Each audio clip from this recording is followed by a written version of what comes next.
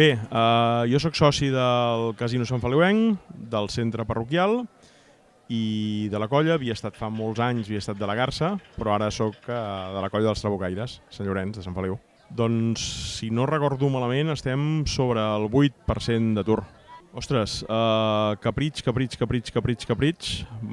Acostumo a comprar-me un poc de capritxos. L'últim que he comprat és el pa. El caprici ha sigut l'esmorzar que hem fet avui al bar de Can Baginàs, que va ser guardonat ahir amb el reconeixement dels comerços amb llarga trajectòria. El caprici ha sigut aquest matí l'esmorzar. Depèn de l'edat, a partir de certa edat sí, però amb certes mesures i precaucions. L'any 1993, als 30 anys, diria que van a la part. Que abans estava al carrer Ventura i Gasol, és veritat. Com es deia, la del Tom Hanks, el pitjor veí del món. El de la Dixieland que hi havia al pati de l'Ateneu, diria que al setembre o una cosa així. Ostres, no en tinc ni idea, no ho sé. Tampoc ho sé, no ho sé. Depèn. Nosaltres som un grup que estem oberts a parlar amb tothom, a entendre'ns amb tothom. Evidentment hi ha partits que per principis és impossible que hi acabem pactant, o sigui, amb partits d'ultradreta o partits que no respecten els drets humans, evidentment que no, però amb partits amb principis democràtics i amb valors com els nostres és fàcil l'entesa. Som gent que estem predisposats a entendre'ns amb tothom, a poder ser.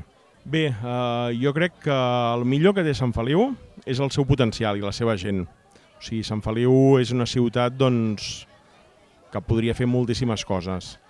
L'amenaça més greu és la inactivitat, el no fer res, el quedar-nos aturats i que tot segueixi com sempre i anar-nos fonent a poc.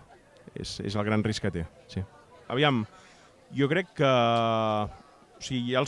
un problema d'horaris és el soterrament, però jo crec que el problema gros no ve pel soterrament, sinó ve per la manca d'inversió de l'Estat amb les infraestructures ferroviàries, no només a Sant Feliu, sinó amb totes les línies, amb el conjunt de línies. I problemes que són de pobles molt més enllà acaben repercutint sobre Sant Feliu.